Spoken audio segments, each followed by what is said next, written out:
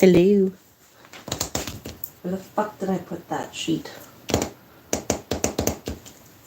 Seriously. Oh no. Ah, there it is. My knotted ball of rage. Good evening, everyone. Welcome to the live stream. If you're new to it, I'm going to work on a craft, probably listen to some game theory, film theory, food theory, and ignore the chat. So you're welcome to keep me on as a background noise while I try to be a responsible adult and pretend I am doing something productive with my life. Anyways, yes. Welcome to the live stream. I'm making a giant squid. Attempting to make a giant squid. There's my pattern. Where's my marker? Find me something to listen to. Da, da, da, da, da, da.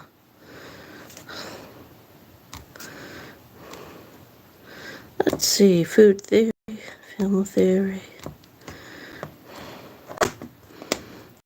Brad and Chad and Doug. 2 years, I don't care. Also the hitchhiker from the gas station. Him being the best scary hitchhiker ever. If you're trying to lower our guards, it's working. M&M's. It's more fun together.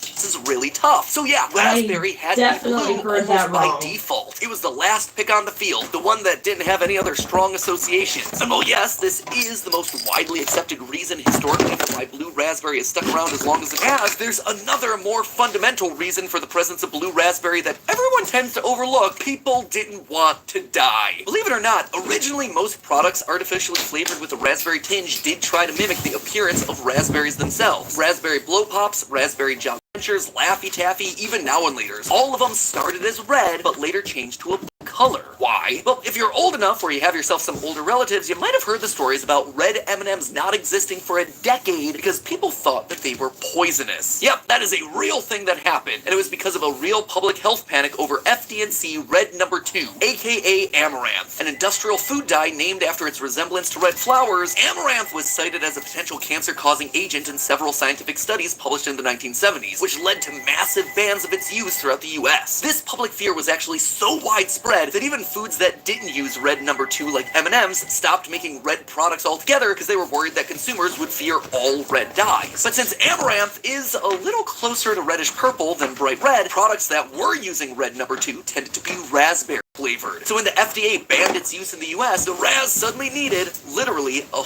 new image, and blue No. 2 was just sitting there at the ready. And even though now, with more sophisticated dye technology and way more hues and color nuances available, blue Raz got itself nicely established as the color for the raspberry flavor profile in pop culture. In case you were wondering, the FDA considers blue No. 2 to be among the least harmful color-related food additives. So now that we know who and the why, it's finally time to get the what. What actually is the flavor of the made-up imaginary berry? Because spoiler alert, it ain't raspberry anymore. To understand what it is, we actually have to go all the way back to 1922 and a chemical engineer named Melvin de Groot. With his 900 patents, Melvin is often considered to be the second greatest American inventor behind Thomas Edison, and the ripples of his work can actually be found everywhere. For instance, the oil that gets pumped all throughout the US, left alone, it would wear away its transport pipes. But de Groot was able to find chemical-based solutions that made it less corrosive. But his work also crossed into the food world. He's rumored to have helped create magic shell chocolate that hardens on ice cream. He's also said to have secretly reformulated the recipe for Coca-Cola when any alcohol-based ingredients were outlawed during Prohibition.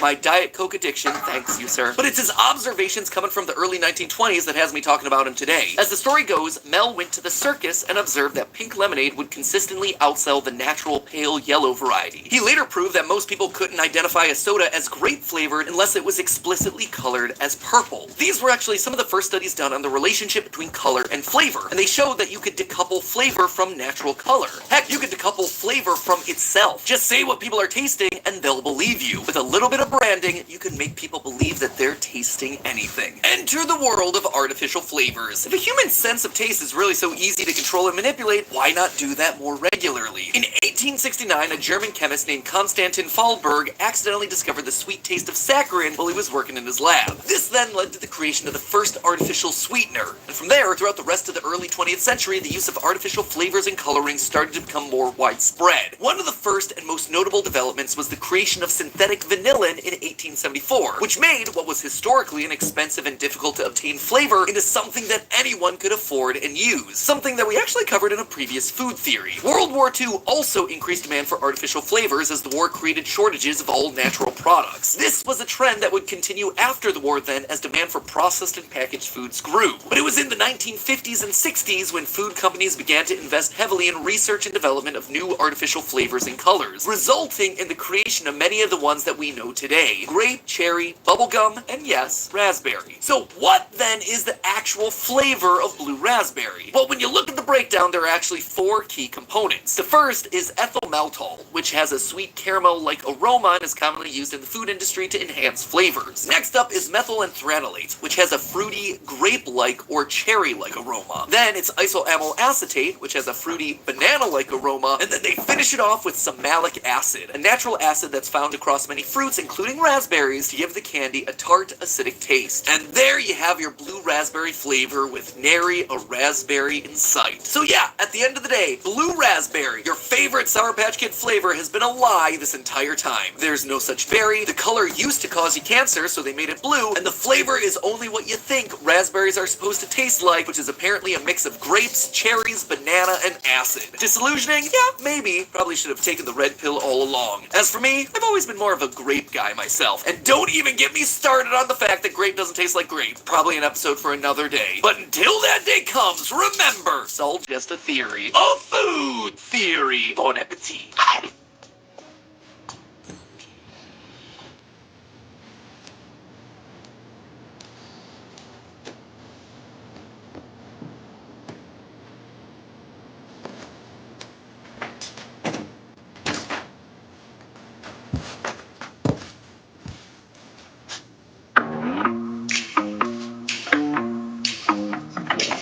The other one.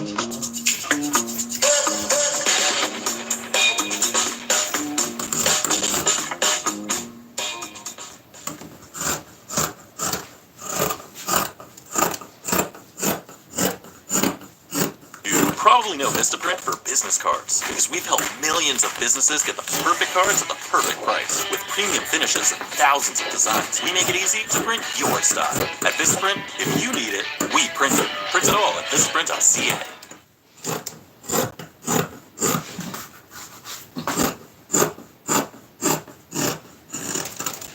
I just have to redo the pattern longer.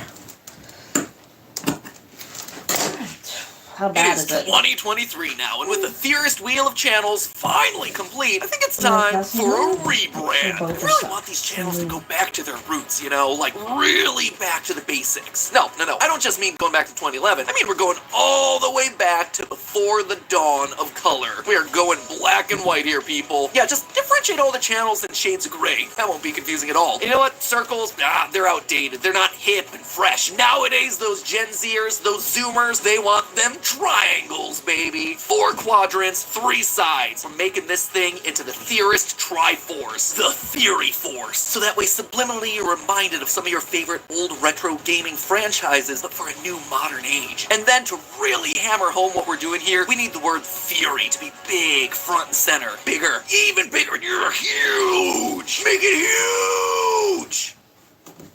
Hello, Internet! Welcome to Food Theory, where you can always stop in for a crisp and refreshing swig of information. Have you seen the new Pepsi logo? One of the oldest brands in cola has a new logo set to land on all Pepsi packaging in fall of 2023, and the Internet is already fizzing about it months before its eventual release. The new logo, which departs a lot from the sleek, flat, subtle Pepsi design of the last decade, now punches shoppers in the face with lines, angles, and a kind of "it's Pepsi whether you like it or not" vibe. As soon as this new look was announced, every armchair marketing guru from Twitter to TikTok started passing their judgment on this new design. The internet's collective big feelings only escalated after learning that Pepsi spent a whopping $1 million to design this thing, which just goes to show that I've been in the wrong industry this entire time. In all seriousness though, please don't tell our editors and graphic designers that they can just slap together something that looks like a 5-minute Photoshop job and then bang out 7 figures. This is putting me in a really tough spot here, Pepsi.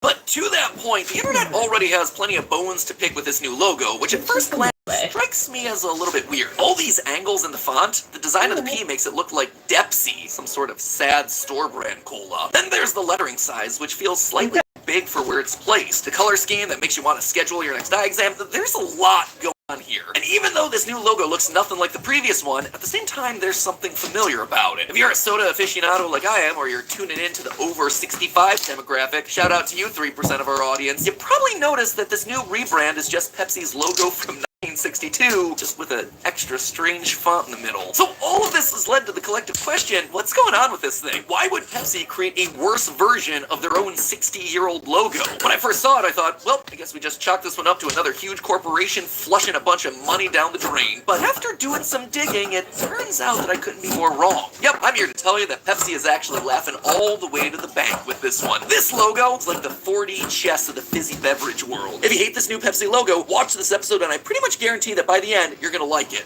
Or, at the very least, you're gonna be forced to respect it. And I guess if you already liked it, well then you could just lord your superiority over me and then get a lot of knowledge about Pepsi that you can trot out at parties. Trust me, I'm planning on using all of this information in this episode at my next family get-together with my Aunt Corey, who drinks nothing but Pepsi. So, this one's for you, Aunt Corey. To understand what Pepsi's up to here, it's helpful to know the history of their logos. As it turns out, Pepsi has drastically changed its logos a lot of times, unlike other soda brands like Coca-Cola, which is famous for never changing the core logo. Why? Well, because since the early days of its history, Pepsi has differentiated itself by being the quote-unquote cool cola, the one that keeps up with the times, and they do that by changing their logo a lot. The original Pepsi logo debuted in 1898 right next to us here in North Carolina, our little Pepsi neighbor friends. The word Pepsi was actually based on the word dyspepsia, which means indigestion, and it came out as one of several drinks at the time designed to settle your tummy and cure what ails ya. The Pepsi logo debuted in this bright red font that was full of spikes, which felt a lot more Hot Topic than refreshing beverage. Through the 1940s, they kept the concept, but softened up the lines a few times to copy the look and feel of Coca-Cola's swoopy, curvy design, since Coke was dominating the market. We've talked in previous episodes about how Coca-Cola ramped its marketing budget way up during the Great Depression and won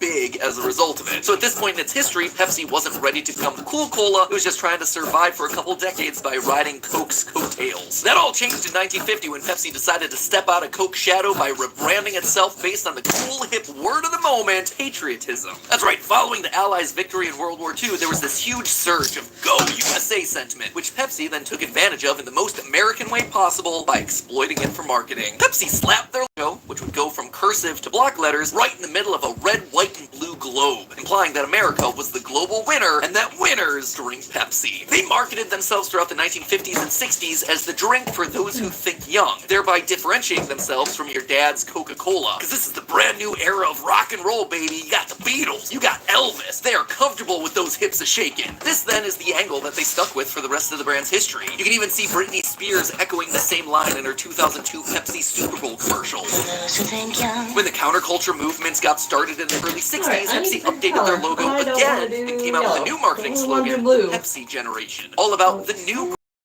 they flattened their globe logo to meet the new generation's mod aesthetic. About 10 years later, they were ready to prove again that they were cool and with it, so in 1975, Pepsi launched the Pepsi Challenge, where they dared people to compare Pepsi to Coke and move on from their quote-unquote outdated notions that Coke was better. Continuing to hammer home the idea that Pepsi was younger, it was hipper, it was more fun. I like imagining Pepsi as like the living embodiment of the like, hey fellow kids meme. Just slap Pepsi's logo right there on that meme. 1991 was a seminal year for the Pepsi logo, commonly known as the breakup, where Pepsi removed their name from the now iconic globe and sent it floating off into the ether. The Pepsi logos from then on would all feature italics letters that slanted forward because Pepsi is a forward-thinking soda for new generations. As time would go on, the logo would lean more blue to erase any shared similarities with the rival Coke. Pushing toward 2000, we got into the weird quasi-3D era of Pepsi, where the globe got rounder and Pepsi announced the Joy of Cola movement, featuring a young child of the new millennium to shift Pepsi again to yet another new generation. Like other logos at the end of the 90s and beginning of the 2000s, everything got shiny and 3D, before eventually returning in the 20-teens to flat, overly casual designs that could be turned into app tiles. Pepsi's current logo prior to this new new rebrand is a version of this flattened, globy, stripy ball with an all-lowercase logo intended to mimic the casual branding of cool tech companies from the last 10 years. This logo is also supposed to kind of look like an emoji, subliminally evoking a smile, indicating that unlike certain stodgy older brands, Pepsi is younger, a little cheeky, and knows how to text and understands what an eggplant splash really means. This last branding update, which debuted in 2008, cost Pepsi $1 million to design, and for the first time in Pepsi's long history of marketing, it was widely considered to be a swing and a miss. The logo wasn't symmetrical, the name is shoved awkwardly to the side, and instead of coming across as a drink for cool people, it instead came across as a drink for marketing tryhards. People called it a ripoff of Obama's logo in the wake of his successful 2008 campaign, and it was viewed as somehow both lazy and overwrought. It's been languishing in branding purgatory ever since. So why did I just drag you through an entire page worth of Pepsi history? I do this to highlight just how important it's been for those last 100 years that Pepsi looked cool in the eyes of the public.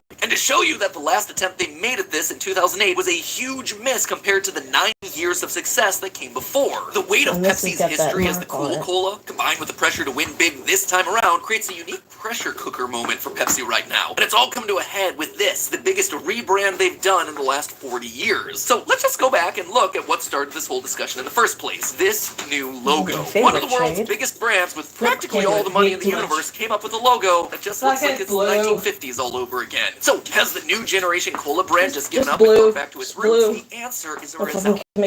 Pepsi is actually doing what they've always done. It's just harder to make out this time. At first glance, this logo seems to make no sense whatsoever. But here's my take. Pepsi is. What are you making? I am making another giant squid because apparently that's the only thing my brain will allow me to make right now. And as they say, you must strike when the iron is hot. A big fat retread of a bygone era of Pepsi's history, but like uglier and a little bit worse. So how then does this represent a connection with a new generation? Well, it's important to identify who exactly that new generation is. And at this moment, the target demographic for all the big retailers, brands, and yes, soda companies is Gen Z, a demographic that spans how'd your day go? 20s. And lucky for Pepsi, they also happen to be a generation obsessed with nostalgia. From vinyl records to coastal grandma chic fashion, a resurgence of Tamagotchis to an interest in drive-in theaters, Gen Z loves old stuff. There are plenty of possibilities for why this is the case. Pepsi's been trying to play into several of them with this rebrand. One thought is that Gen Z has grown up on the internet, and they've spent their lives being exposed to mostly short-lived media in the form of viral videos and TikTok trends. There's nothing in their pop culture that feels tangible, nothing that feels permanent or lasting. Looking for something that feels stable in a world with a TikTok attention span has pushed Gen Z into a love of nostalgic brands that feel more historic and more stable. Brands like Pepsi. Going hand in hand with that, Gen Z has grown up with the pressures of constantly seeing their lives online, trying to measure up to the image of social media perfection. By contrast, nostalgia brands... Oh, it's a little bit long, but it did rain today, which is fucking amazing because everything is dry, like dangerously dry. Public opinion. Pepsi hits the mark for a Gen Z nostalgia brand. It could have used definitely an inch or two more of rain rather than the little Taylor Swift of soda. When you combine this with sprinkle we got.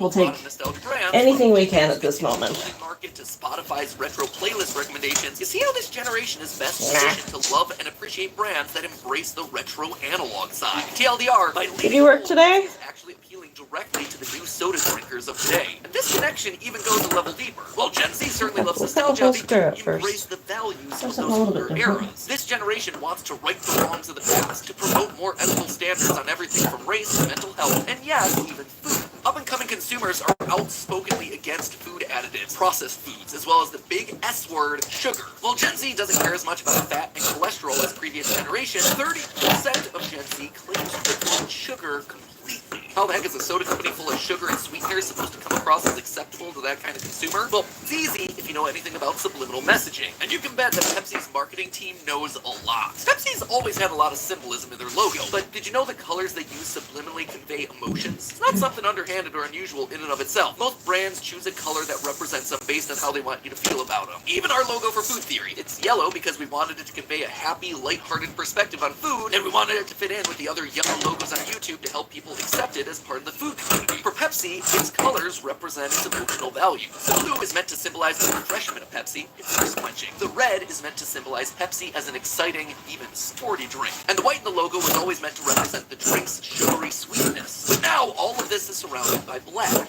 Why? Fast Company built its thing. It's meant to make you think of Pepsi Black. The only other place where Pepsi has ever used this color. The only version sugar printed right there on the bottle. More explicitly, Pepsi CEO has stated that zero quote will be at the center of their strategy for the Pepsi brand going forward because he's seeing consumers pivoting to those sorts of options. Subliminally, consumers who don't want sugar in their drinks are more likely to associate. Then I work tomorrow, and then the next day, and the next day, and Monday, and at my other job.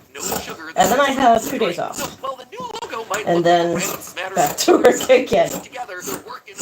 Actually, I have to go to the dentist next week. The new generation that Pepsi cares about the most. So having overcome Gen Z's love for nostalgia, Also the chiropractor the same day, so that'll be nice to get both of those done. I really don't have any cavities. I haven't exactly been paying good brushing my teeth enough, I'll say. Well, their answer is the same as everyone else's. Well, I mean, I go to bed and I'm like, well, it's only 9. I'll get up in a minute and brush my teeth, and then next thing you know, it's 1 o'clock and I fall asleep. So, but I usually brush a couple times during the day. 40 formulas for different breeds, from puppy to adult. Royal Canin, unique needs, precise nutrition. Is it hot where you are? Because the milk in the fridge went bad 2 days ago. And it's not expiring until like the 22nd, so I had to crank the fridge up as high as I could get it. It's cold now. It's a bit ugly. That ugliness makes it Oh shit, I forgot. like a thumbnail where the eye. And I forgot to call Mom back.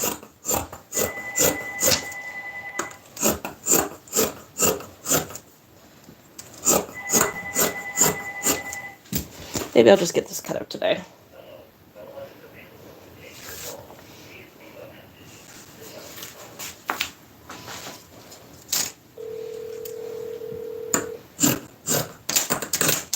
Hello. Hi, Mom. Sorry, I might have forgot to call you back after the first time you called. Hang on, I gotta track the dog. Okay, go get the dog.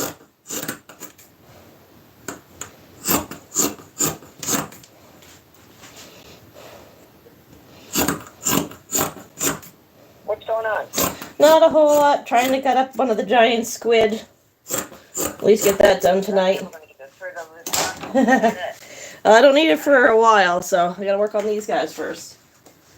How was the work today? It was not good. Nobody moved for hours and hours and hours. No. Yeah. You got your day in. I got my day in. Another one tomorrow. Yeah, it's gonna rain tomorrow today, so. Yeah, I hope we get a lot more rain. Yeah, we need it. Just only a sprinkle. Yep. Alright, so I'll talk to you tomorrow then. Alright, good night, Mom. I love you. Good night. Love you too. Night, night. That's my mommy.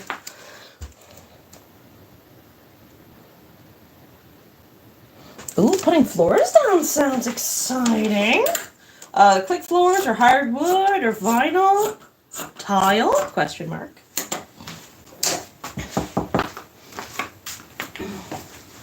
And how's the painting coming along?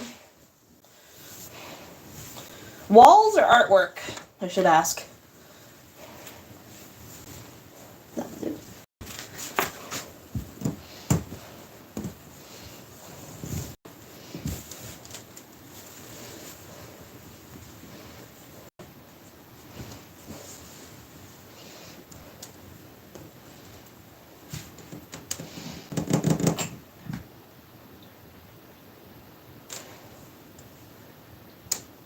Do not do that.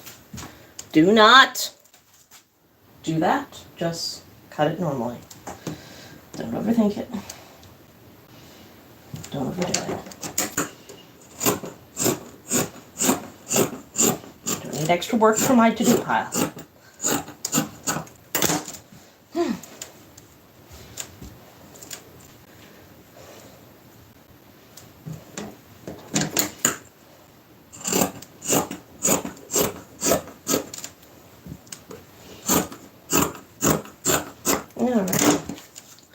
Alright, the body's cut out, the legs are cut out, and now I need the botte.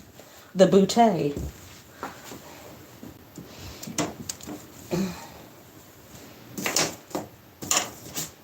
Squid bottom. I should draw a butt on it. Just for giggles. Or a disappointed Squidward. Alright. Y'all get out of my way. What a mess I make in like 3 minutes of being home. Give me your random scraps of fat. I need you. You big enough? Technically, yes.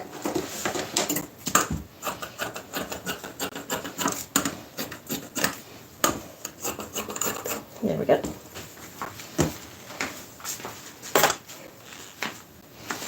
Alright, I think that's all the parts. I'll go with black.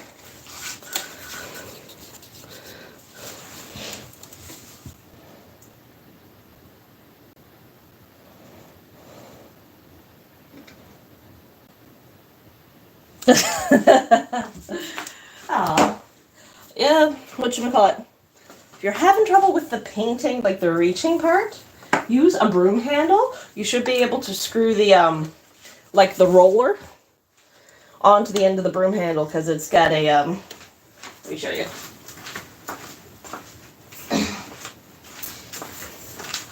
So like the end of your broom handle, it's got this part on it, and the handle of the paint roller will screw onto this, and then you can like do the whole walls and everything. That might help a little bit.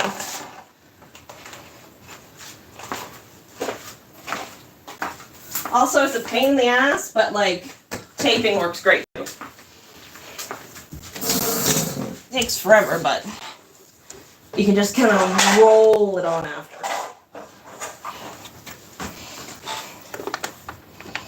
I've painted many walls in my day. Not willingly. Oh yeah, I was listening to something. Kinda.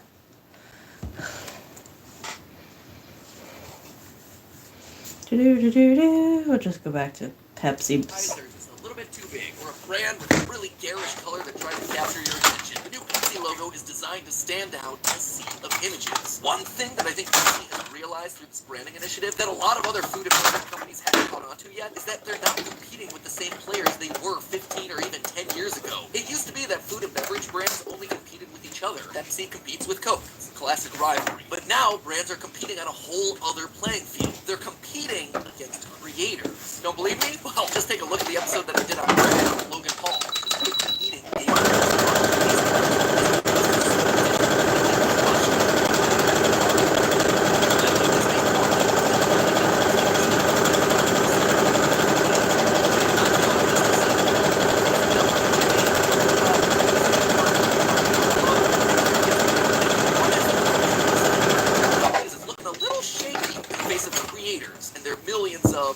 Gen Z fans. Other categories are ready to are cereal, the entire snack aisle, energy bars, and yes, soda. I'll sew all of this together. Huzzah. In order to compete with these brands, Pepsi has to attract some serious attention. And in the age of the internet, you don't do that by making your brand subtle. In fact, you make it by doing the exact opposite. You make sure that it's immediately eye-catching, recognizable in a single glance. Like maybe you put your name in huge letters on a red, white, and blue background. Just an idea. So now you know the secrets of the new Pepsi logo, why it matters so much to Pepsi, and exactly who it was designed for. The bigger takeaway, though, is that every brand you see around you is trying to appeal to you or probably someone like you in a specific way, whether or not you realize. This is the top. $1 billion that Pepsi spent on this silly-looking logo seems like a lot, but once you understand just how much money is at stake here, that is one thumbnail that you don't want to underperform. But wait, that's just a food theory. Bon appetit. Hey, if you want to learn the story Just check this out. Look at that. its own navy, click the video on the left. Something else. I kind of have a little mini part-time job for business where I do crafts and artwork and stuff, and so like I got my full-time job, and in the evenings I'll do 1 or 2 hours of sewing, and then do markets and stuff like that. It's never enough to pay the bills, but it helps take the edge off. We tried everything, but Charles recommended I had an Etsy shop, but I haven't really posted any of that in some time because it's Etsy. It's problematic, or really problematic lately. So yeah, kind of disappointed in them. I do kind of want to open up like another shop, but there's things that I don't know how to do when it comes to shipping overseas and customs and stuff like that. Because everything that I look up is scaled to like a larger business. And it's just me putting something in a box and sticking a label on it. Just like you can always come back. I don't want to make a mistake and get in trouble with someone because somebody somewhere hates, the human race. Because, heaven forbid, you don't do everything perfectly right. And moving off it. Anyway, that's a bitching for another day. But the films are an entirely different beast, an entirely different timeline on the horizon. It takes about 2 hours to do a giant squid. At least that's what the live stream yesterday told me. So try that again tonight. But I think I'm already behind the ball quite a bit. I have sat down and really put our heads together to figure out what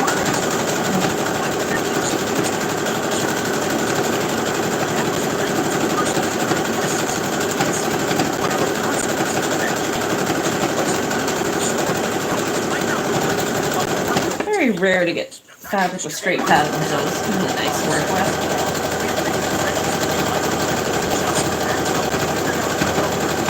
I don't know how well black and white are going to sell. We'll find out.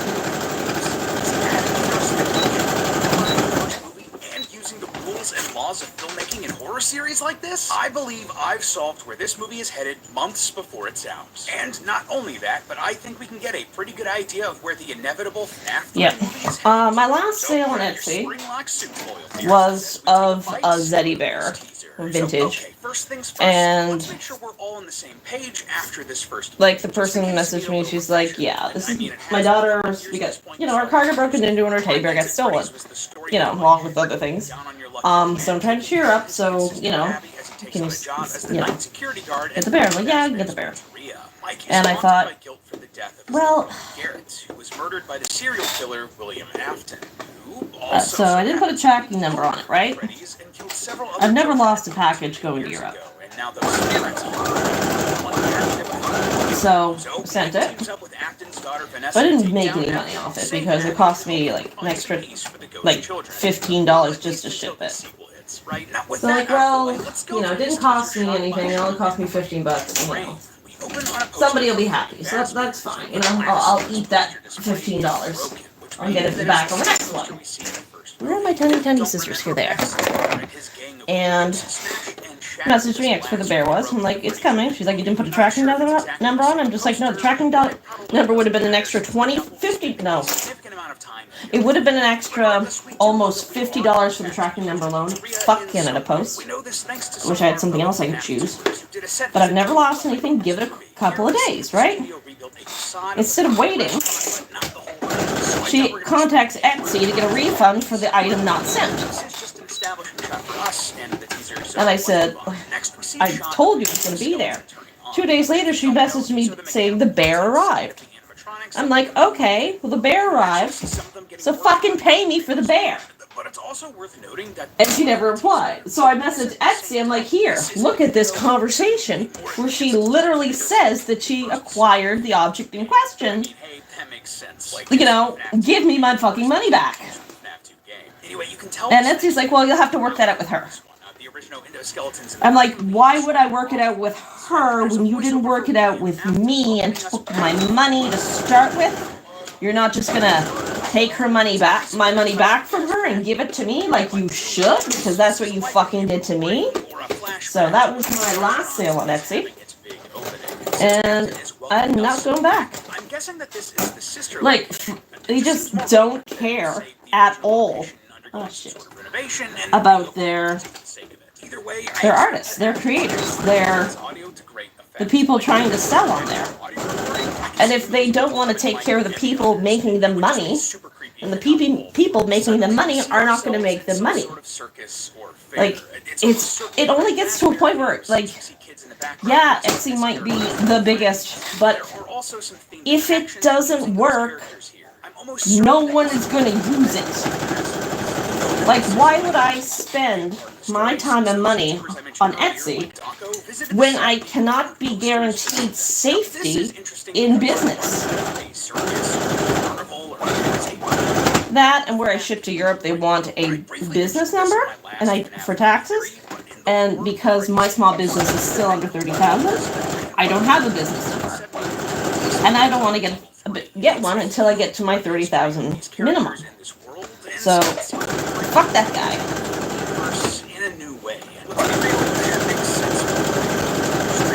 Anyway, thank you for listening to my TED Talk. So, yeah. The next thing we see is Abby pulling up to the second. Yeah, it's a big fucking sham. That's what it is. So, I don't know if Shopify is any better, or I don't know. I would love to just be able to post something, sell it, and then ship it. But apparently, that's too complicated for a lot of people. Weeds and grass and the like. We can actually see this more clearly in those behind-the-scenes set visits. This building is actually in the same parking lot as the facade. But just so everyone's aware, that doesn't. So yeah, I've just been doing my local craft markets and gift shops and stuff like that. Camera angles or background details to make them seem like different. One leg. It just saves on production costs, which is almost certainly what's happening here, since this is a relatively low-budget horror film. Anyway, the second thing that we can gather from this shot of Abby, well, given Abby's expression here, she's likely never been to this location before, so she's likely been drawn to nearby. I think I know what that thing is. Right after this image, we see a shot of Mike finding a note taped to his door, reading, "Gone to fix my friends." This is probably for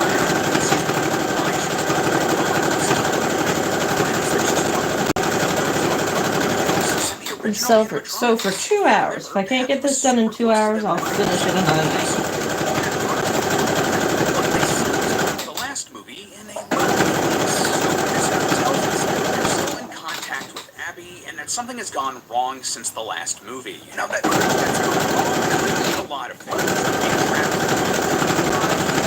Tortured by Acton's ghost, but another big option, perhaps that AI has gone a little rogue in these animatronics and is somehow controlling or hurting the spirits. That's a lot of money. I don't know how they're talking to Abby during one of his charity lives. I hate shopping online. I don't like it because I feel like if I'm going to order something that has to be of quality, I'm gonna have to order it off Amazon, which is expensive. To be honest, I get most of my stuff off places like Temu and Wish and AliExpress and those places, because when I'm making my monsters, I'm not making anything big. I need little things like eyeballs or teeth or, you know, little claws and things. I don't need anything expensive. Or not expensive, but like with moving parts that need to like be a functioning purpose. I ordered one thing off Temu that was like $40. Regret out of the box. It's a piece of junk. And yeah, so that was my lesson. So if I have to order anything of any value, I do that on Amazon. So I spent $40 on a new hot glue gun, and it's fine. I understand I'm spoiled with my own one, but it's fine. I just need to get used to her. Of course, but I wouldn't be surprised if her connection to the Why was she warning Mike that they're out there? Well, that's because of the next one. I would like to have a, a knitting machine. I'm quite fat, so I don't think they make one big enough for me to make a sweater out of. And then I'd still have to learn how to knit in order to attach sleeves and stuff, so I can't knit. I'm not going to try. Last time I tried, it was bad for all involved. Not you. Or you. Always looking for new insights with QuickBooks Online. And you. Big with QuickBooks, I have to do shit. And you send invoices with QuickBooks payments, so you can focus on this. Get the full picture of your business on one platform. That's how you do business differently. Intuit QuickBooks.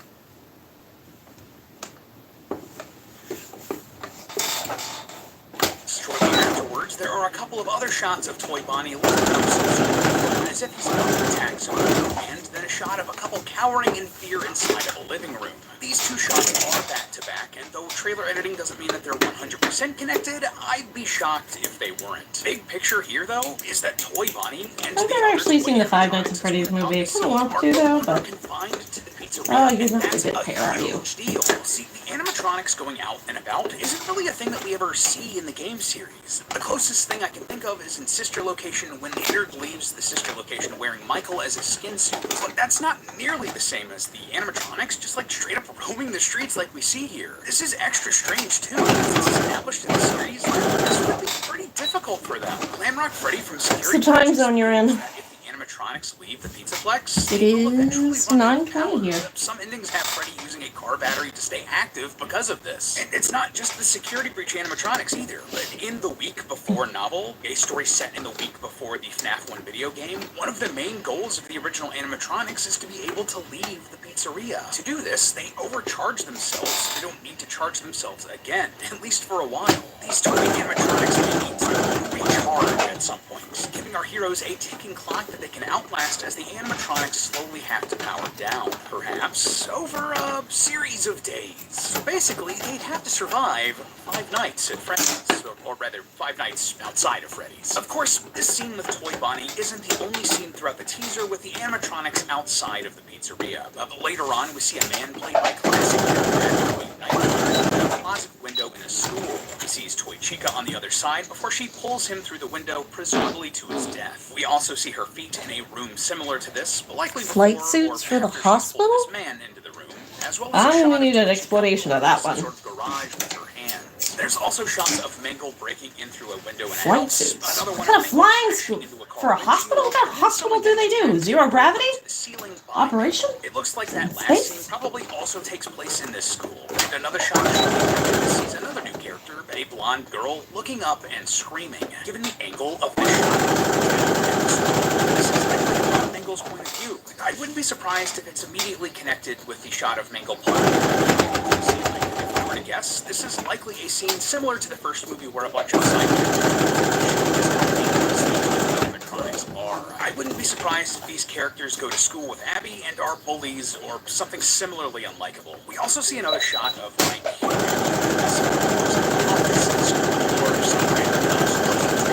So I'm betting that this school sequence is actually a big set piece for the movie. We then see a man's hand pressing a I didn't know that was a thing that they did. There's a helicopter at our place, but I didn't think it did like special suits or a hospital supplied them. Next up, we have a shot of a Fascinating. I've learned something tonight. This is actually a really effective shot. And this man is almost certainly William Afton. His build just less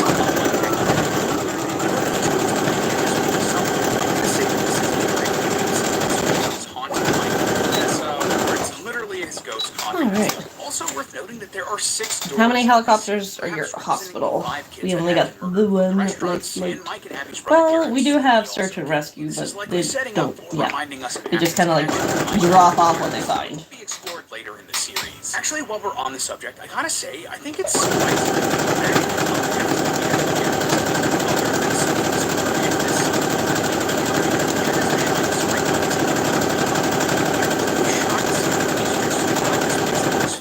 in the first one. I mean, it would be weird for him to come back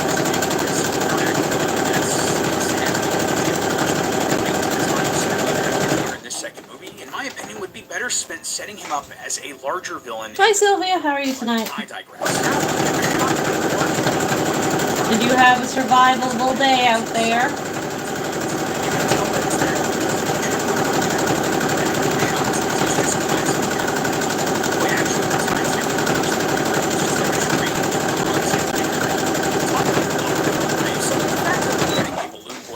I forget. Isn't that surprising? Oh, thank you guys for the thumbs up and the loves. I always appreciate that before you head out. We put together. Well, in Tom's very first FNAF Theory as host of Game Theory, he talked about the Fall Fest and how that makes Balloon Boy make way more sense. Like, a guy holding balloons doesn't really fit super well with animal animatronics, right? But it would make sense at something like a carnival. Character walking around, handing out balloons to kids and visitors. The fact that the I hope it rains all freaking night. And finally, we hear Afton yell showtime before we see Toy Freddy walking through Fast Fest. If you notice, there are tons of Ooh, other I might look that up. Thank you for the information. Is there a link for charity donations or anything? I think I can throw them up even though I'm not monetized. Matt and I planted in our speculation about the rest of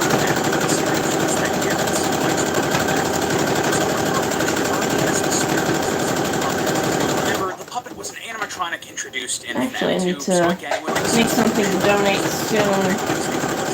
Halifax Comic Con is coming up and they have a silent auction. So I should make them something.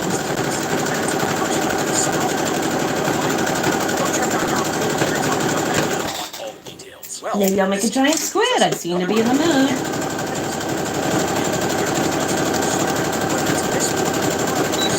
During some of Afton's voiceover in this teaser, we can hear the music box used to keep the puppet at bay in the FNAF 2 game playing in the background. Welcome back. Are you ready to start? This version of the puppet I think I need to get the other chair out soon.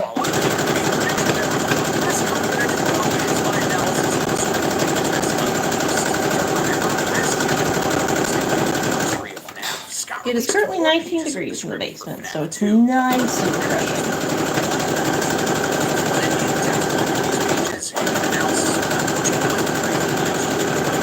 I thought was going to be the real one was this one, which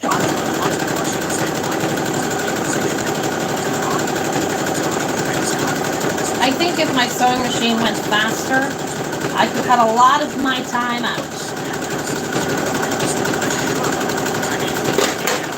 That's a dumb thing to do. is the one encouraging Mike to burn the toys in this I'm tired and I'm skipping ahead, which is going to result in me sewing my fingers together someday.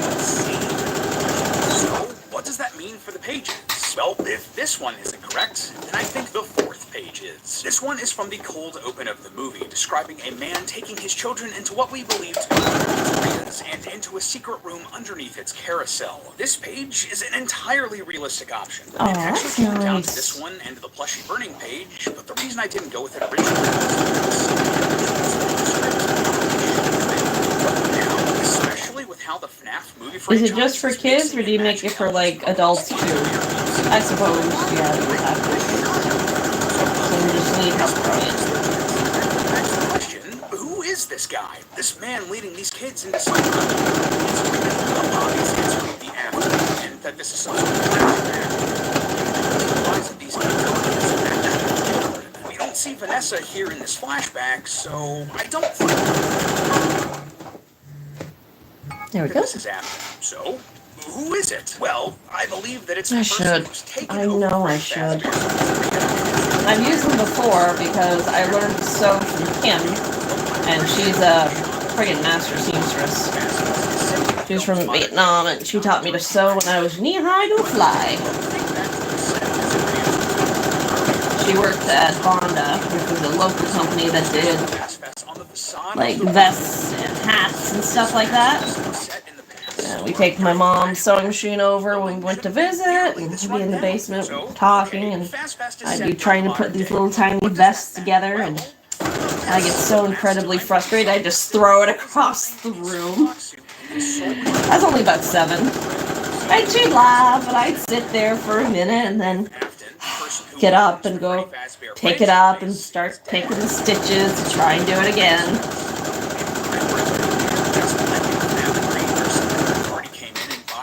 Freddy Fazbear assets to make At minimum, I learned how to sew a curve and how to sew a straight line.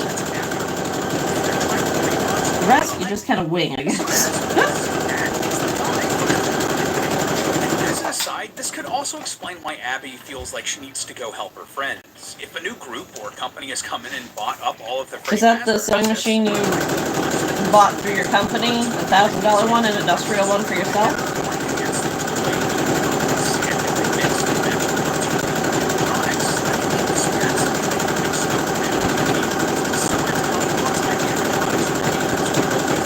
I have a bunch of sewing. I have 1, 2, 3, 4, 5. I have 5 sewing machines actually. 2 of them are cast iron. they can pretty much, you can't break a cast iron sewing machine. You just need other parts for it. Someone new has come in to buy a Oh, Freddy, and they fucking ran out of stumbled into bobbin. something way darker Yeah. than they anticipated. They somehow activated the toy I love them, but animatronics, they anchored the only have like ghosts, 2 and now they're on a functions. And killing rampage through like, this if I need to town. sew t-shirt fabric, I have to use this one because the newer sewing, the old vintage ones don't use like that stretchy, thin material. Literally. So that's unlocked. And while that's everything about this movie, Is it something you've never used before or something you've used before? That brand.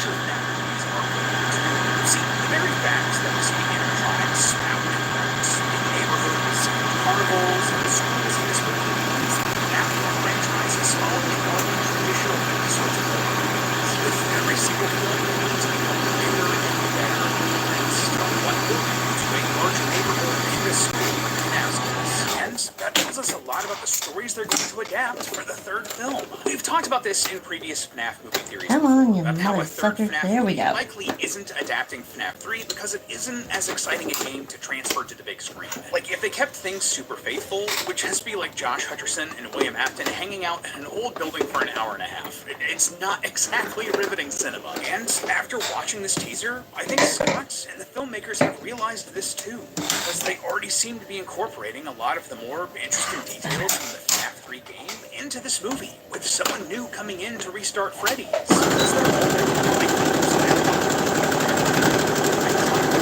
use it in the FNAF 3 movie, so they'll need to do something else. FNAF 4 and being stuck in a dream makes even less sense because it's so heavy. Can you, how thick, how many layers, how, like, what's the question I'm trying to form with words that obviously elude me today?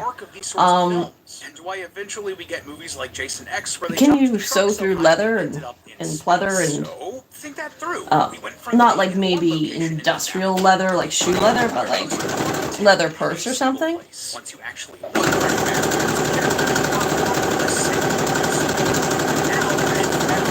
threats and hauntings have escalated outwards. The animatronics are no longer confined to a wider set of locations like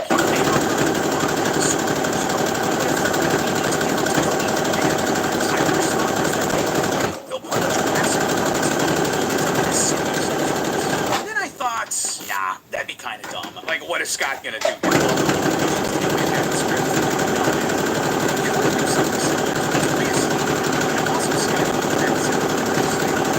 I would like, I suppose I would need it for like sale canvases. I would definitely have to use something like well, say it with me, security breach. industrial machine.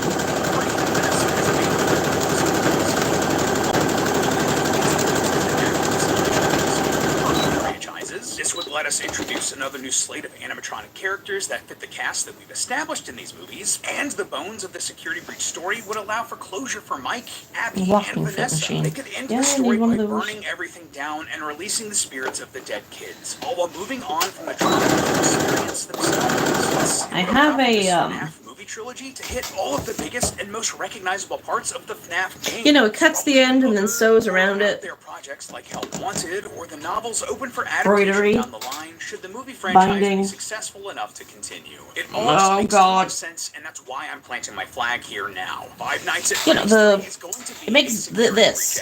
What the fuck is that on your shirt? That part. I forgot. I've completely lost my mind. I got one of those, but I have no idea how to adjust it properly for what I need. Because, like, it had to be rethreaded, and then I didn't pull one of the threads tight, so I adjusted everything, and yeah, I don't know how to get it back to, like, its basic, you know, just so the fucking thing functions. It's like, you can adjust this one, and this one for your specific needs. I'm like, just the same. Like, my need is for it to be the exact same way it came out of the fucking box 10 years ago. Serger, thank you. Somebody knows what I'm trying to say. Yeah, I got a serger. I would love to try and make people clothes, but I need a volunteer. I need a model. I need a body form. And I can't use mine because I'm too round to use the kind of clothing I want.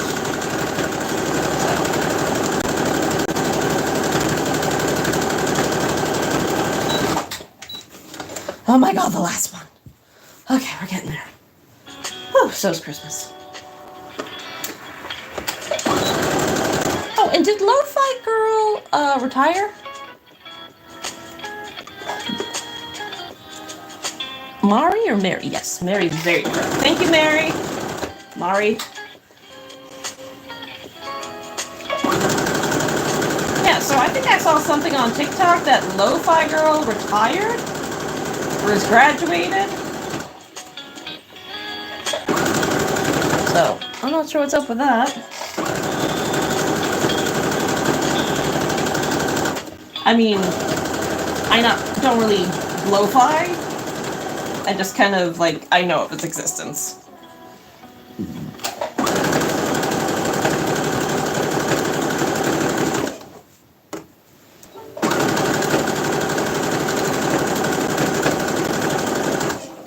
That was a brilliant move, wasn't it? Swimsuit! Oh yeah, that's some stretching material. Cool. The closest I got to swimsuits was making my own underwear one time. My ass is big. Oh shit.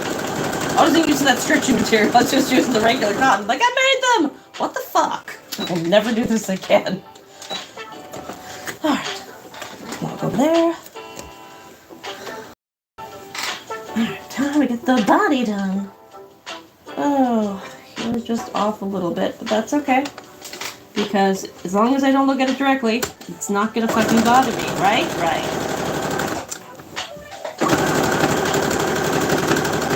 You get hyper fixated on something, like you just want to make that one thing, which for me is these giant squid right now, and then you'll get like 10 of them done, and then you will never make another fucking squid for like a year or more.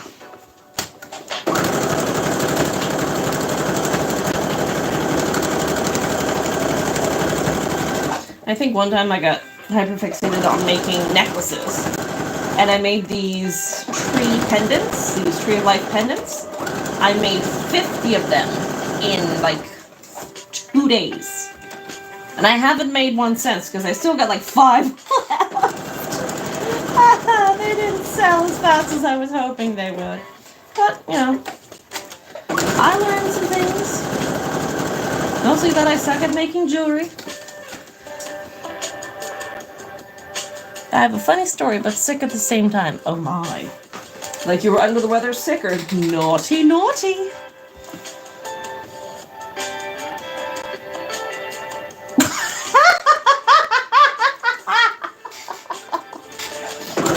A compliment on both accounts. For her and for you, I guess. Here's some custom panties somebody stole them the first time I took them out of the house. I'm sure they were lovely undies.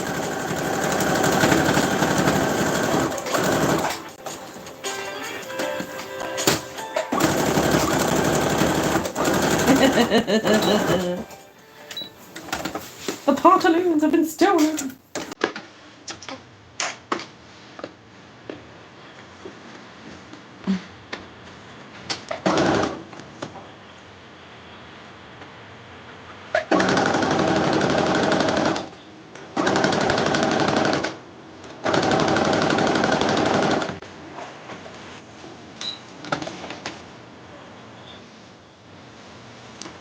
It was a naughty story. All the lines up like that.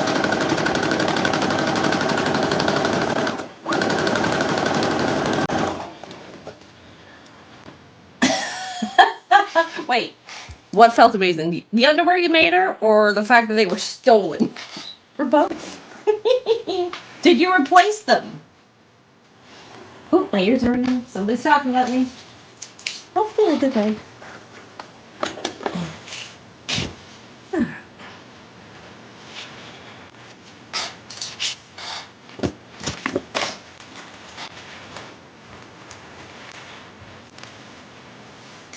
I really should have ironed this sheet, but I didn't feel like it.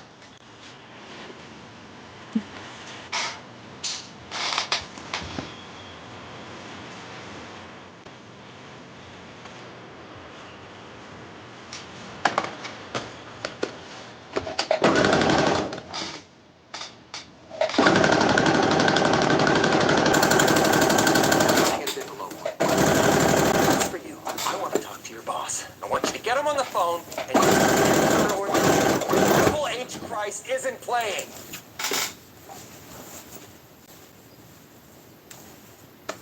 Holy, I just heard this. You're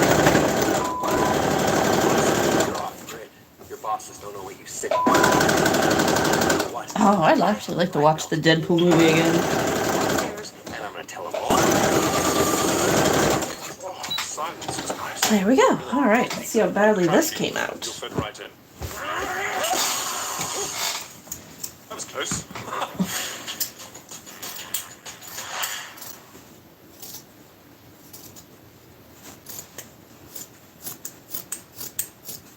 Glycolic Gloss by L'Oreal Paris. Laminates cuticles with lasting gloss to get the shiniest hair of your life. I want good scissors.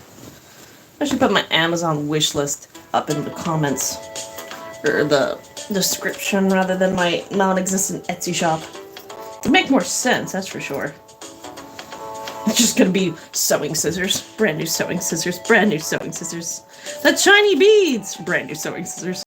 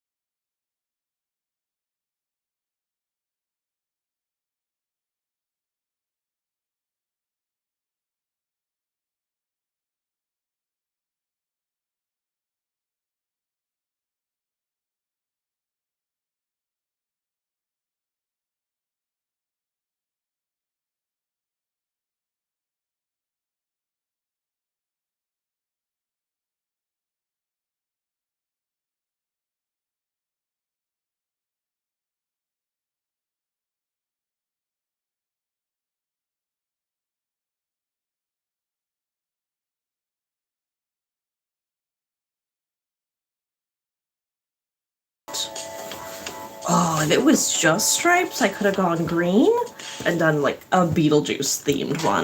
All these gold hearts on it, so oh well. Maybe the next one. I'd do a Nightmare Before Christmas giant squid. Yeah, it'll look okay.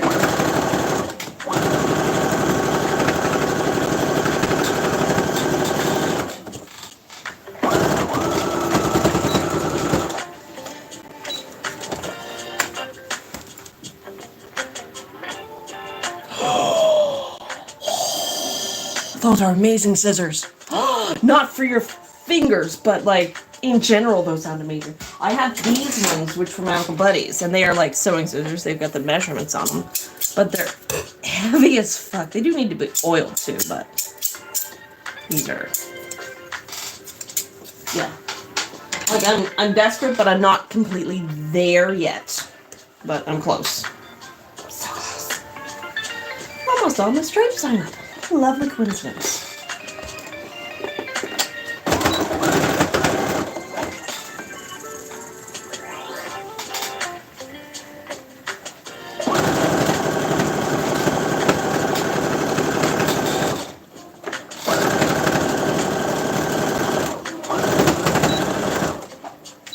There we go. I got the body done. I should alter it a bit more, but I need to alter my pattern. I keep adding that extra 3 inches at the bottom. I've just got to bite the bullet someday and just add the 3 extra inches to the pattern. Of course, if I do that, then I'll add another 3 inches onto the new pattern, and thus the giant squid continues to grow. I'll stand up for a minute. My legs are numb. All the way to stitches. How many did you get? Or did you just kind of like tape it together and just spray? Never trust those TikTok or YouTube videos when they tell you how to sharpen power tools with things that are not designed to sharpen the power tool. That is the life advice I will give anyone still watching. Just trust me on that. We Put this nut on this thing and then hit the power on the drill. Don't do that.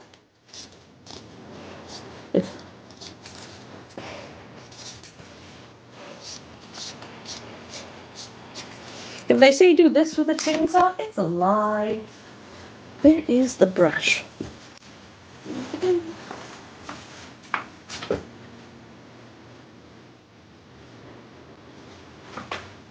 It'll work. Oh, this is wet, but that's okay. It's not wet enough to bother. I am making a giant squid.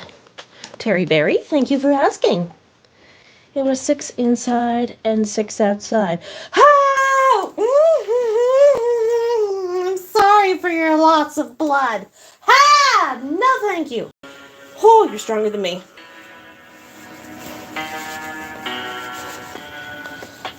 Not that can be big enough. Oh. I do not do good with open wounds and blood. I mean, if somebody's hurt, like, I will get the job done. I will just be doing the crazy legs while I do it. Here, let me put the Band-Aid on you. I mean, while, like, trying not to have my knees give out. Come on. Okay, this has got texture on it. That's why I'm fighting it all the way up.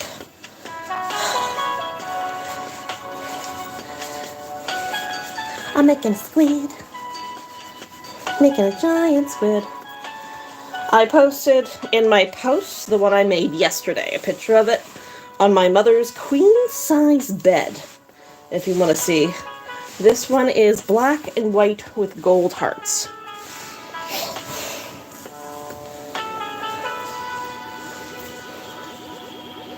Never checked that one. Ooh. Sometimes I miss. I'm just going to stitch that back up by hand. It's not worth turning all the way inside out just for that little bit. Put a couple of tacks in it, and none shall be the wiser.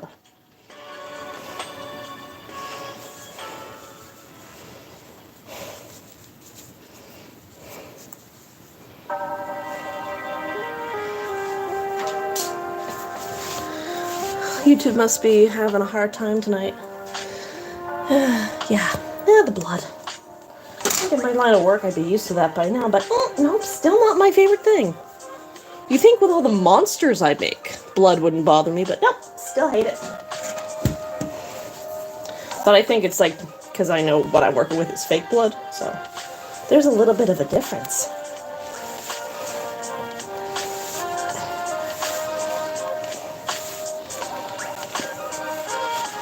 I need to get something better than this or I'm going to ruin this brush. I don't want to ruin this brush. It's not the best brush, but it's one of my better brushes. I just cannot keep impaling myself with it.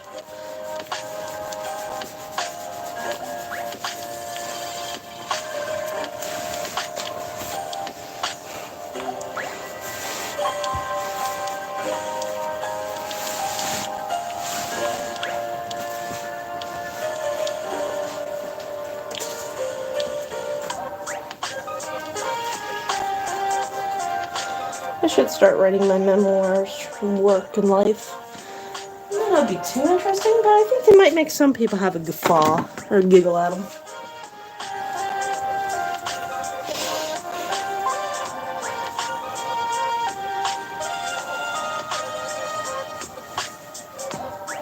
I did. The giant squid is my own pattern. I do have a sunfish, which is my own pattern. And I like my sunfish, but it's not right. I don't know if I have it right handy here. Not really. No. Yeah. Most of the patterns I have that bought, I just try to get the simple patterns, but the giant squid is, yeah, mine. I have the bat one, which is also one of my most popular, but it's got a lot of pieces, and I get very tired of making bats very quickly.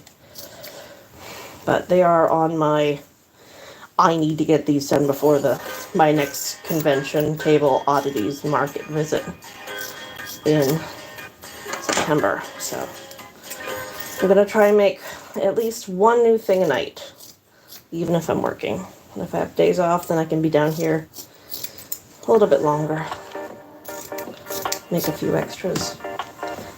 That almost ended badly. Free sewing lessons online. I do not. Mostly because I don't know how to teach. Because a lot of people, how do I say this properly, don't know how to learn. I used to have wire wrap beach glasses. I used to make wire wrap beach glass. And I would, we'd have, I was part of the craft guild here. And I used to give little free lessons to people who would, want them once or twice a year. And I don't know if it's just the way I was brought up, but mostly because I work best, I learn best by hands-on. And my mother does it herself and then, don't take that out of my hand. Stop watching me! So I had to kind of figure out a lot of shit on my own. Like to wire wrap a bale. Like, I haven't got any wire on me to give a demonstration.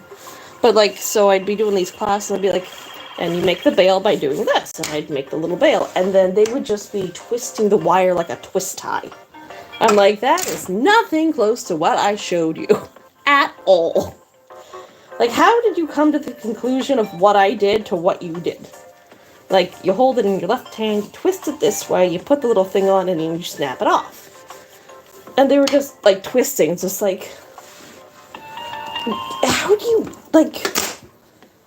how did you see what I did and learn nothing from it? I guess I'll show you again.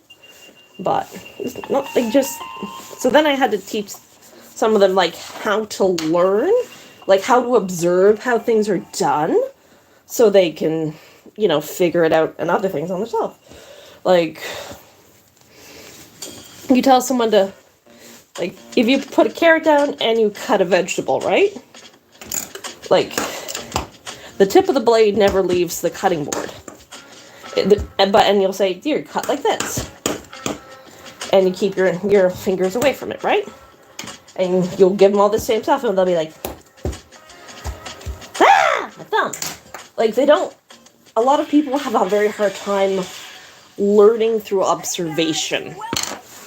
And I find it very difficult to teach people when I can't just move their hands into the right position. So I ended up having to teach people first how to learn from observation before teaching them how to do the thing. Hi, Eva. That was a long-winded way to say not anymore.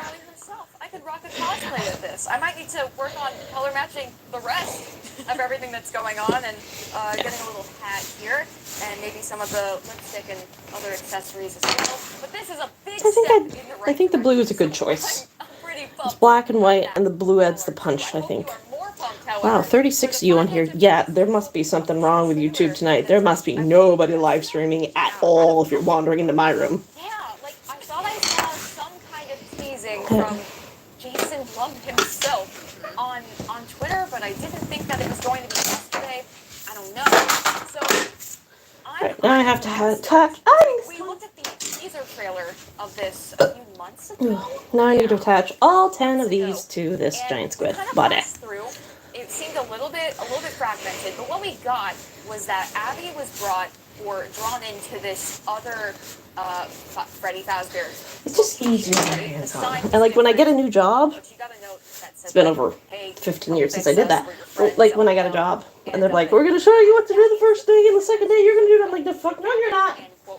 I'm going to do the first day, and then I'm going to do it correctly the second day. Give me that. I get the spatula now. Running all about. There's shots of them in school. They're going to houses and such.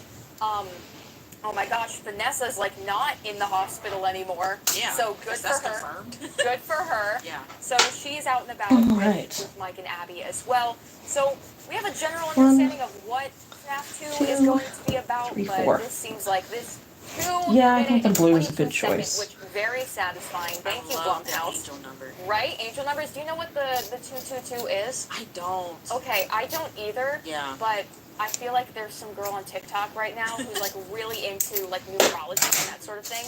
Who's like, and this is what we can deduce from Five Nights at Freddy's 2 because of that. And no, it's definitely not just because this is FNAF 2 and so they're playing with the twos and there's probably going to be a lot of callbacks to the FNAF 2 game, maybe overloadingly so. Overloadingly? My car seat covers have so much video I came up with. It is now. I'm Shakespeare in this thing, man. I'm making words on the spot.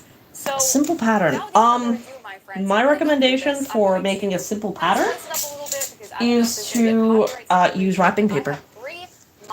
I'm gonna recommend wrapping paper if you don't have like newspaper or anything. Wrapping paper is like the second choice when it comes to materials that are easy to access and in vast quantities. And sometimes you can get the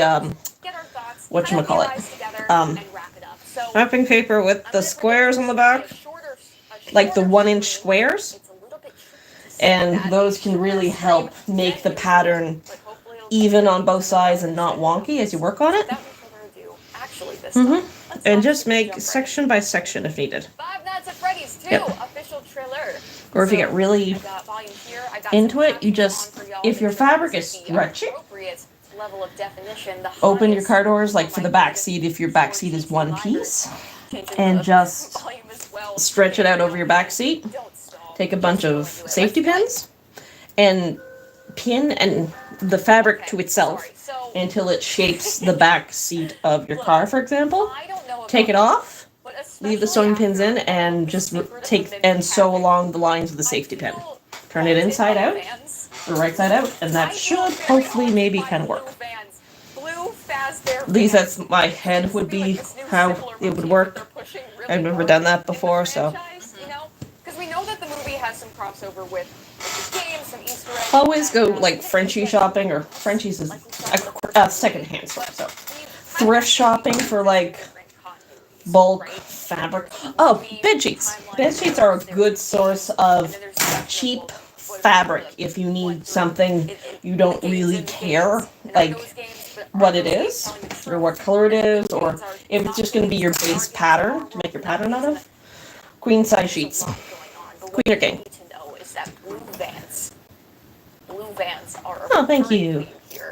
I usually don't get this much conversation in my live streams because I'm usually not paying attention to the conversation at hand.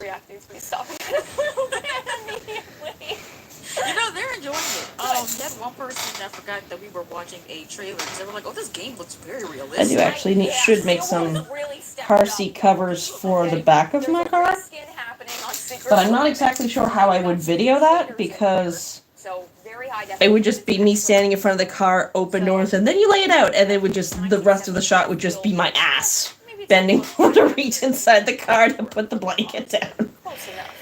Close enough. All right, let's see what this There's your car seat cover. And damp road is taking us to. I see. Oh, did anyone watch K-pop Demon Hunters? I have actually not watched it. I've watched 90% of it on TikTok and clips, but I've not actually sat down and watched it end to end, and I know I really should, because, God, I fucking love the music. It's really nice. Alright. Leading in, but Time to attach the legs. Or is that a 1? Might be 1 or I. 1C, D, E, O. Okay.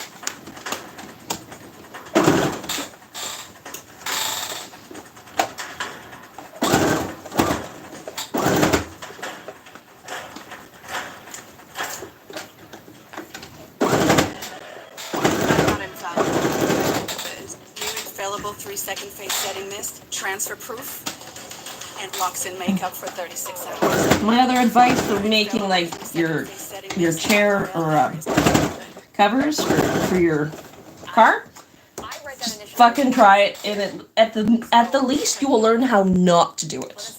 I'm gonna push forward. Just don't sew your fingers together in the attempt, please. I will feel very bad for you. Let me progress past 2 seconds, 2 minutes, 2 seconds, 2, wearing something that looks like a 2.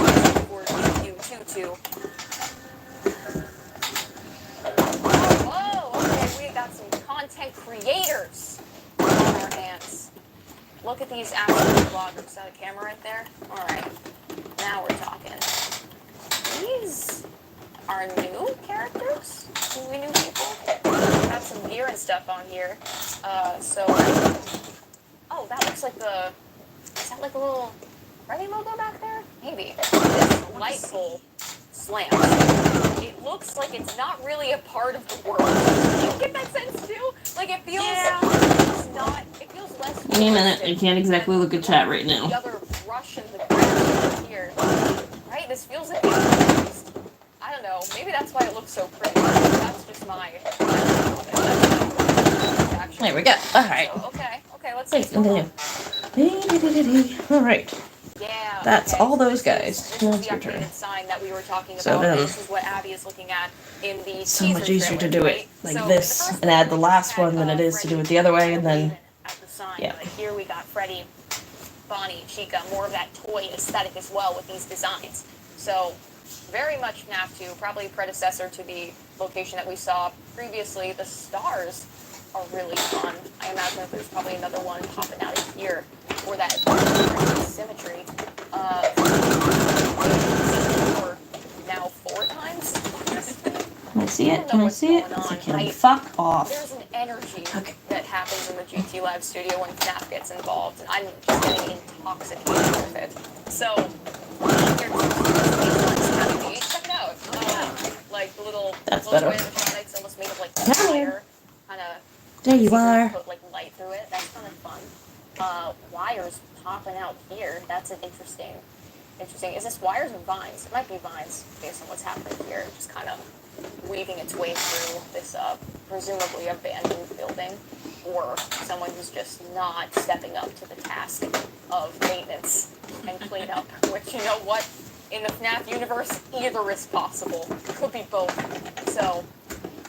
I totally did an industrial sewing machine. Yes. I just had to get a hot glue gun. I would love to get an embroiderer's machine and just embroider like really rude sayings on tablecloths. Neat headphones. I think that would be fun. Is this like a... There we go. Alright. Those look nice, and I am intrigued. They do. Alright.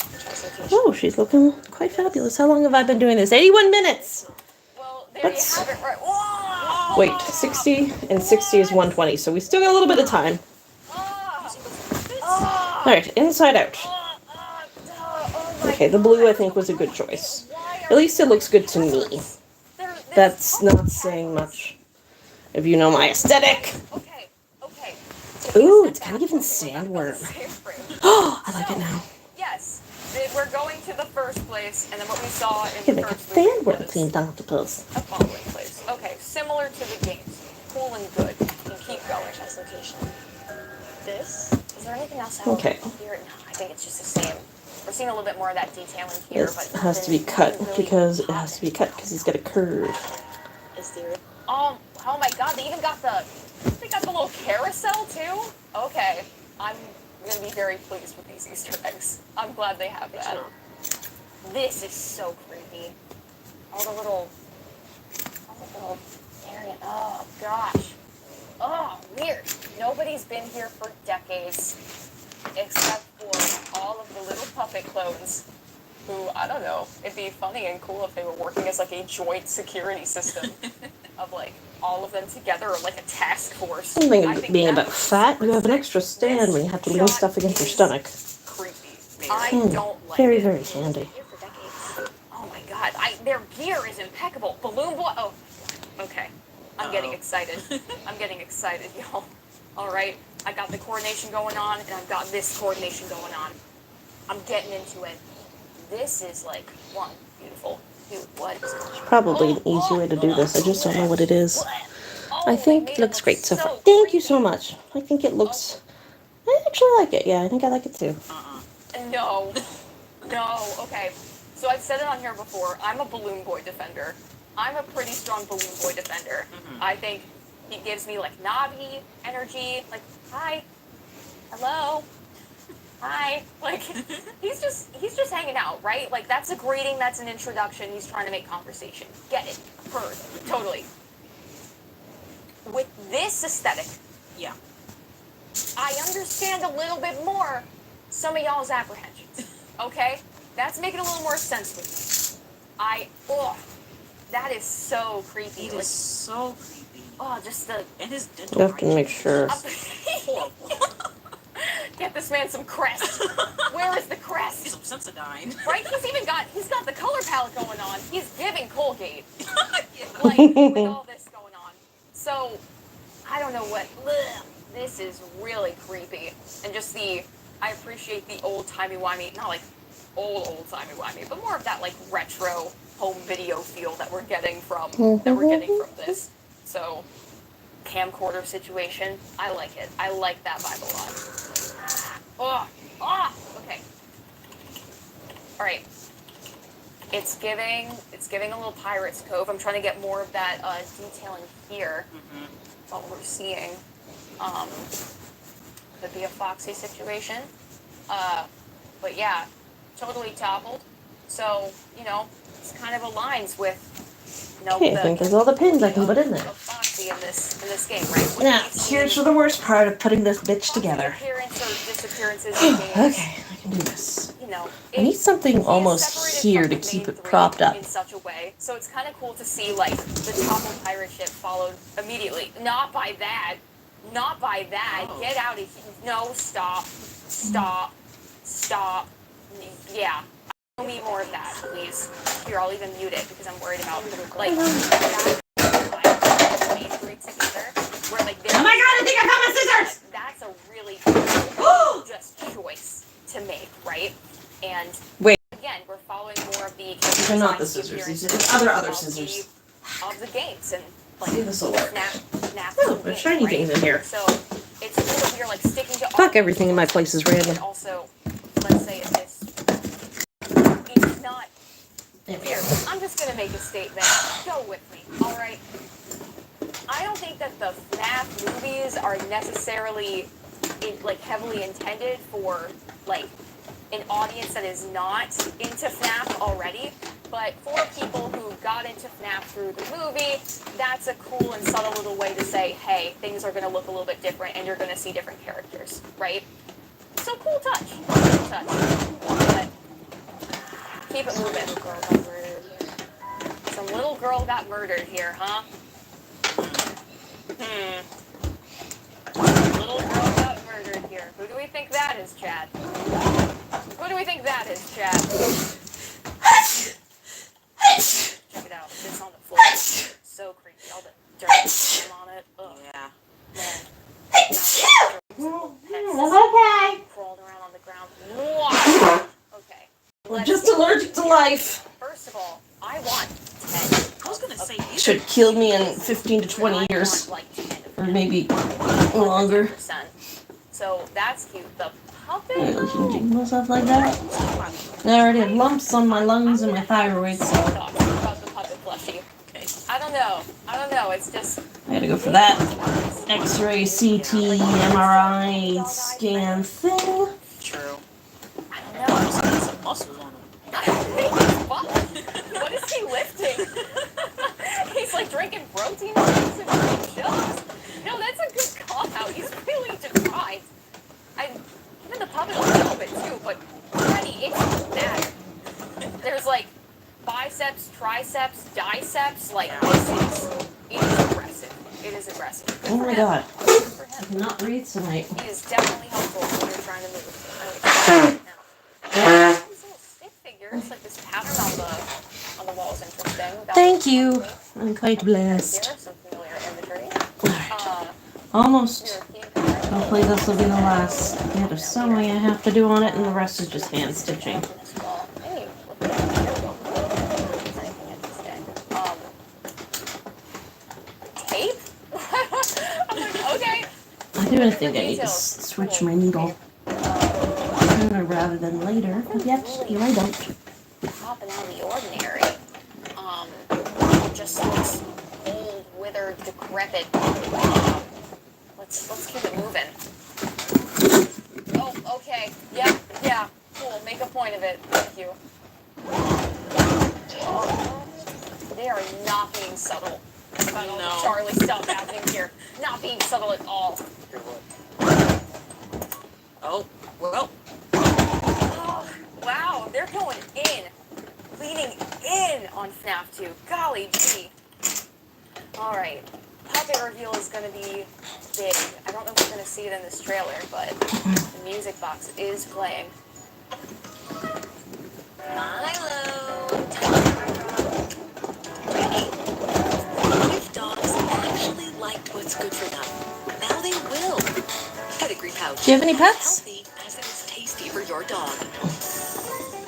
I have a dog, but I recently lost Ghetto. I unboxed him in one of my latest live streams. It's bad. I cry a lot.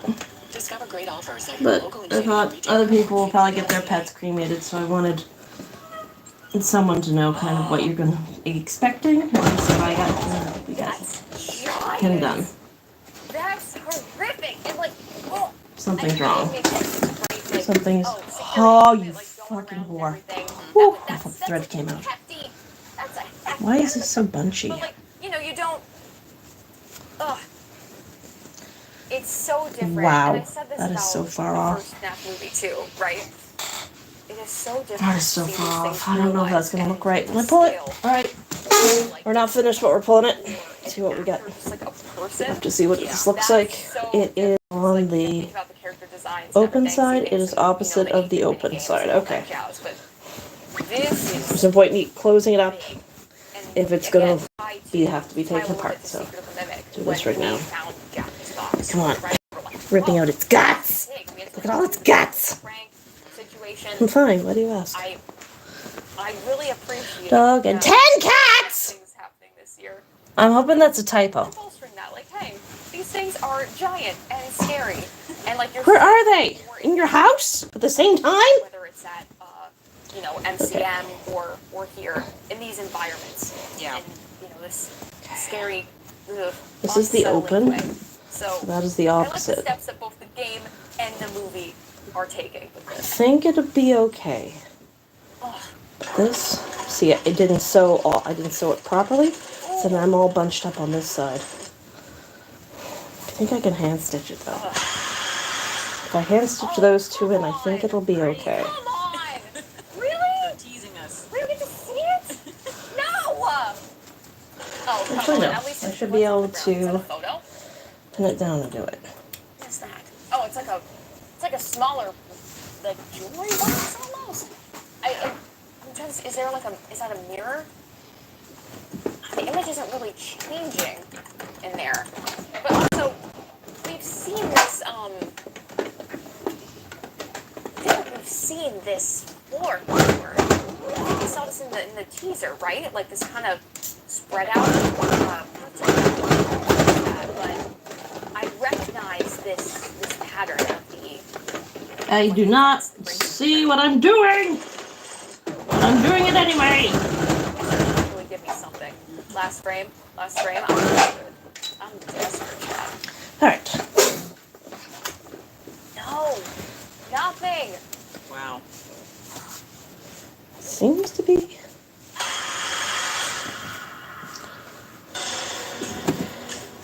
Okay. Now we're back at the festival here. Again, I'm trying to be really careful to avoid I really should have any copyright things, paid right? more attention to that. So I thought I saw Everybody's across in. the multiple Snap tubers. It's under. It really doesn't matter. Right? There were. This one. Was it FazFest? FazFest, That is like, really fucking close. posters So and things that were Let me out. do So this I'm going to one. assume that I hate this is where redoing, we're but at. sometimes it's the necessary evil I don't know if in order to previously I make was people like, happy. Fall Fest situation. I don't think that's what this is now.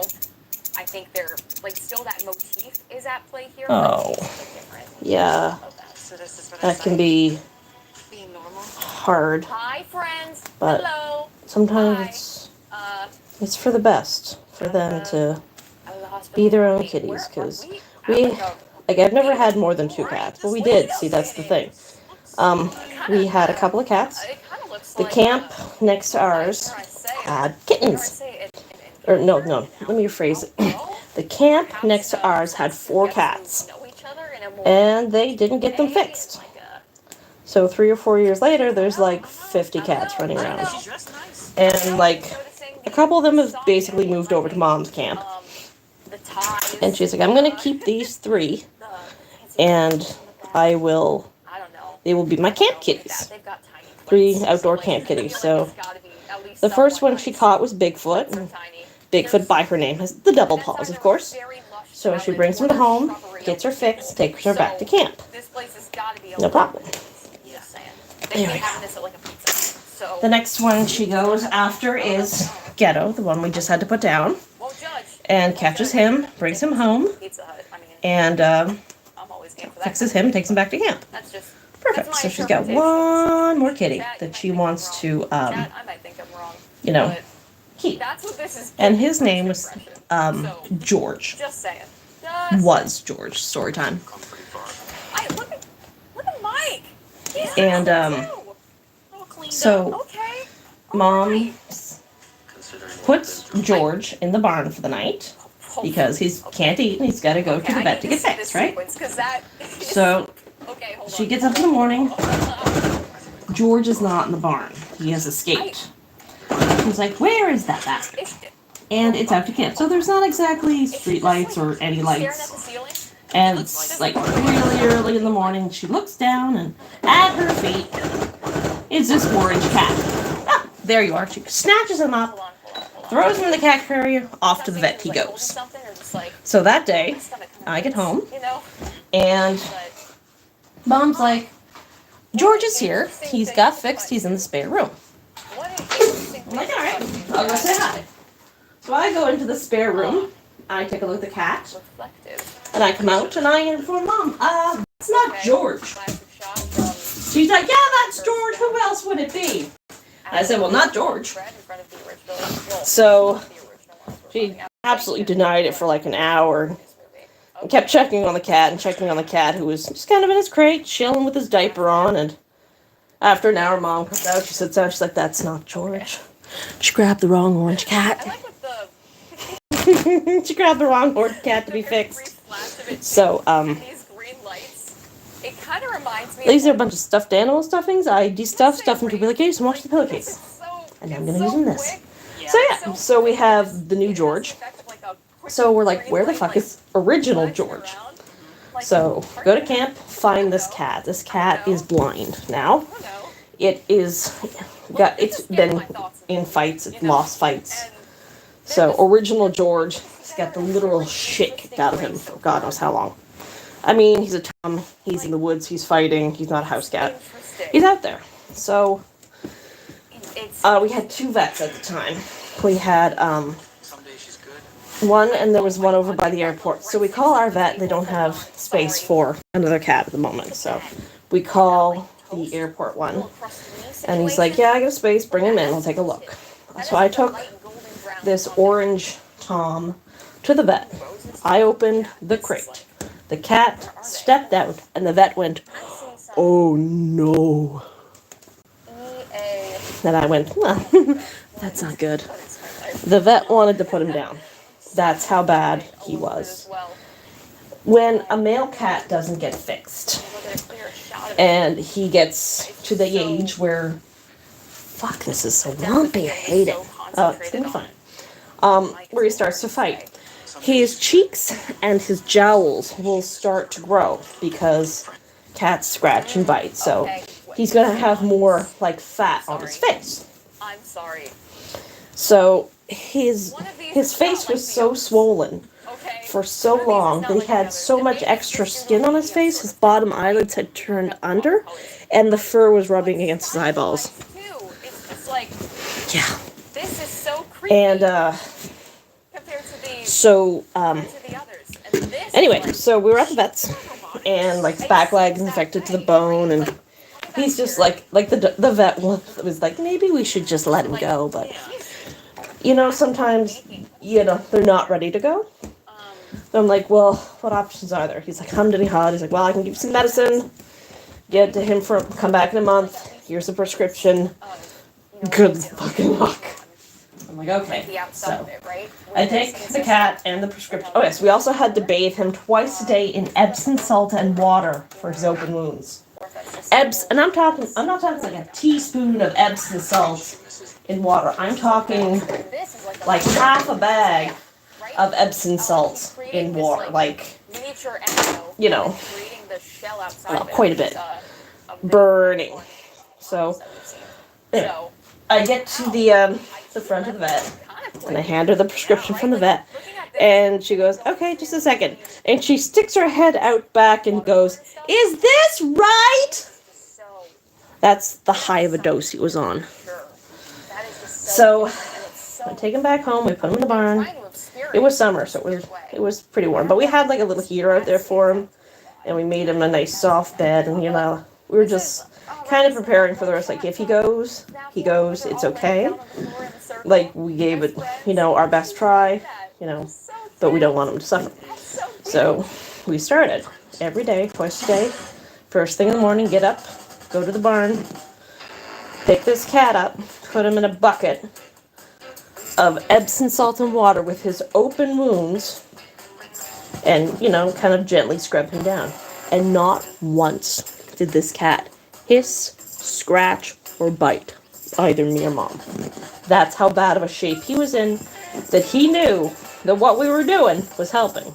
So we give him like his little bath, and then we take him out, we wrap him in a blanket, dry him all off. There was a chair in the barn, so I'd sit there and just cuddle him and snuggle him and hold him and purr, purr, purr, purr.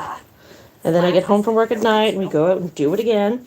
And we did this for a month. At the end of the month, we go back to the same vet.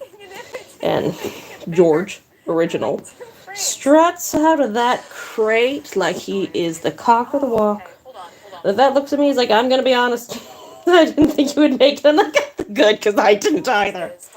But he was a magnificent cat. He needed 3 operations on his face to fix his eyes, so his eyelids wouldn't be running against the inside of his eyelids. So, like, for example, as I was here, and the fur, so instead of, pulling the eyelid up, we were pulling the eyelid down. So we had to we tried the first time, it fixed one eye. Tried the second time, it didn't fix the other eye, so we got a third, we put it third time, finally fixed his eye, right? And, we renamed him Cash, because that's what we spent on him, quite a lot of that. And he went out to camp, and he lived the most magnificent fucking life. He was a magnificent cat. I'd do almost anything to have that cat back. He was the only one who ever called or came to you like a dog when you called him. Like, you'd be out to camp, and he would be in the woods somewhere, and you'd go, "Cash," and his tail would flick out, this orange beast of a god, and he'd prance to you. And he'd run up to you, and you lean over, and give him some patting and some loving, and then he'd dash off into the woods again. He was a fucking menace on anything. There's nothing around our camp while he was there.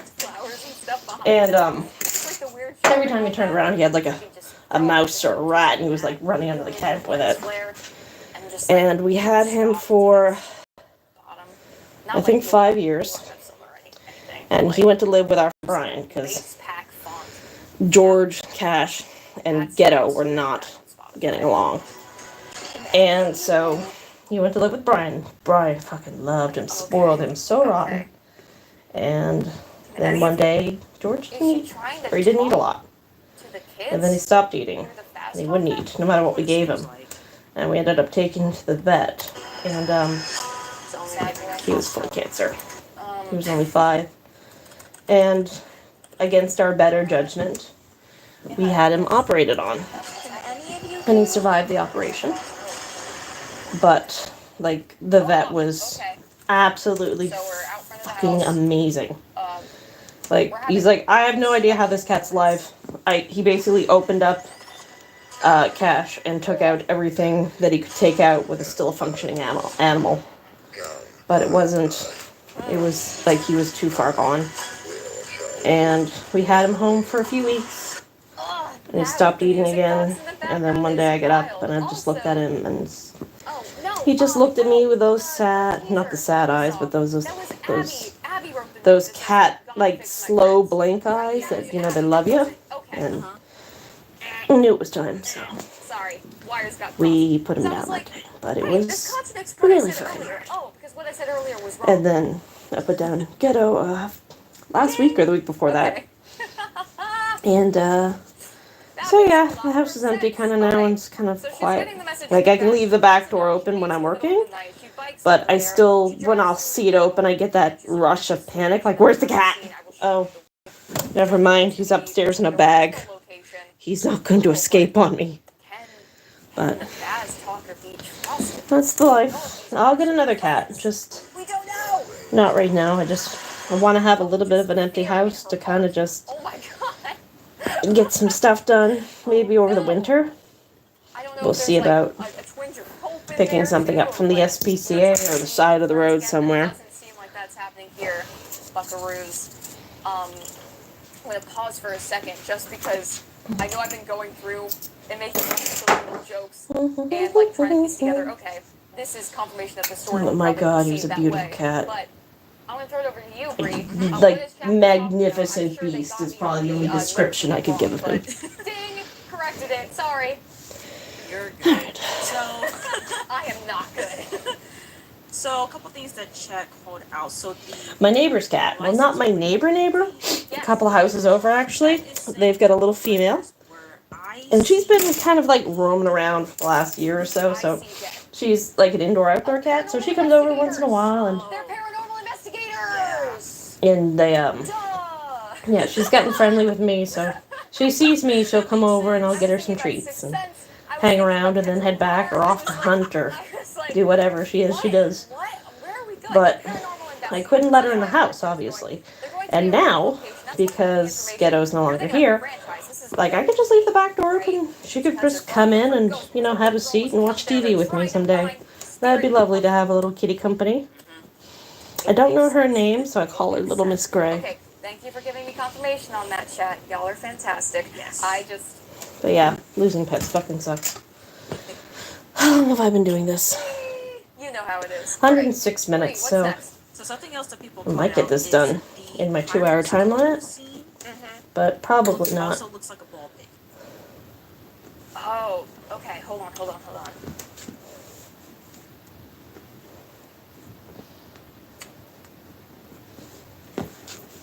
Yeah, okay. Oh, 100% it is.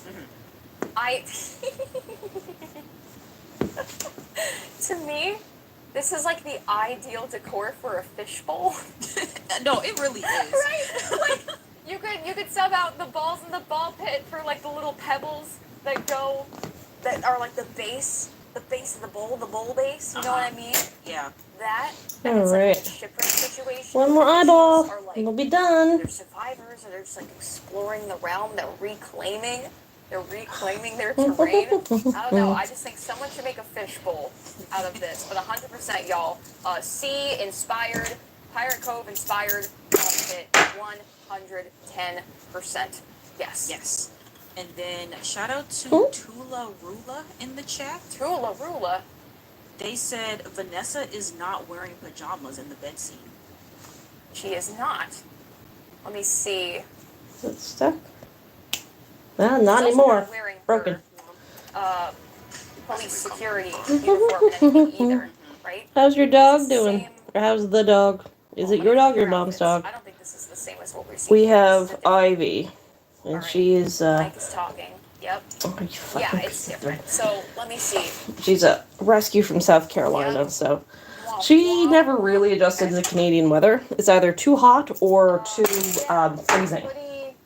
There's only like spring and fall. There's a couple of days that she really likes. Do you crochet? No, absolutely not. I do not knit or crochet or do anything that requires a long, thin thread of some kind to be made into anything. The last time I tried knitting, I ended up with this like knotted ball of rage and 2 pointy sticks. It wasn't good for anybody. Probably one of those. Definitely getting some stress from here as well. Yeah. So, considering what we've been through, and this just might be like... Although, like, the concept of knitting or crocheting I think would be fun. Thinking about everything that's happened. Because I've seen some really cute crochet things. With her father, with Afton. And I think it would be a handy skill to have. Because I have Hang on a second, I'll show you what I got. Maybe I'll show you what I got. This is that, like, So I have I need these, to right? lay down and stare at the ceiling. It looks I have all these squishmallow deflated bodies, right? And I'm thinking of making them into a quilt, just kind of like their faces. And I think I can do that with crochet, because I've seen someone else do it with crochet. So I'd have to learn how to crochet to combine all of the severed heads of the squishmallows into one warm and fuzzy blanket for somebody. Trying not to get flagged. True. And I don't want to start singing songs. Because that material is on TV, fucking which evil to totally sew. explains why I messed that up. Getting a flag, you know? So, cool. Yep. All right, the next big thing. Yes. So the drawing that Yeah. Abby did. Chica is missing her beak. Aww. Chica is missing. Is it a big dog or a little dog? Oh. Ivy Let's is see what it- 68 Alright, pounds. hold on. About 65, 68. It depends on if she got into the neighbor's garbage. If she's getting her nails done, though, she's suddenly disabled, and I must carry her into the vet to the very back room and put her on the table. Yep. So, that's... Wait, hold on. Yeah, she's Hold on. Yep, 68 pounds of having to carry her like a baby. Oh, chat. Chat. Okay. But she doesn't. Ivy doesn't like a lot of things. She doesn't. I don't know if it's like doggy autism or what. Hold on. But I'm working backwards here.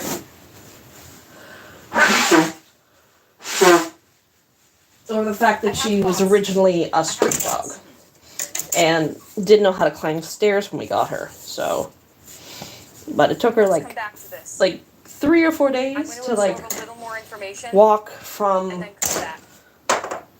But I the wanna see- door to her, what was essentially I wanna her see room, the which was a extent spare of room when we got her. communication with these other And even it was only like 10 feet. and such. And she'd come in and you'd put her on the carpet because she didn't want to touch the floor. Drawing. Now she doesn't care. It seems to be an Abby drawing. He's It small. looks like Beak is on here, so I was taking care of my uncle's dog for a few days there. I posted one of my short videos as him with the zoomies.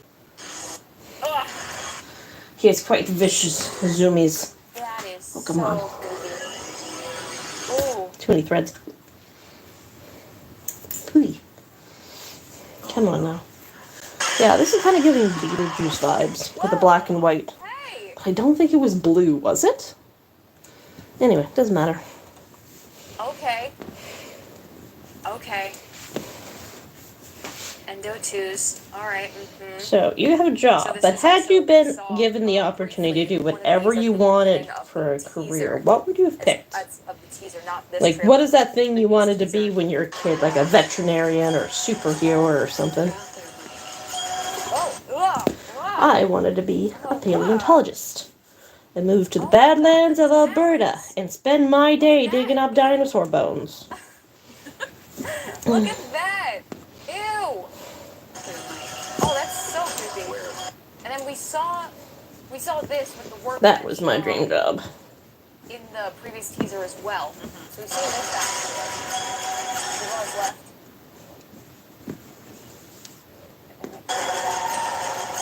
Oh, you know what that feels like? Into the pit. Yeah.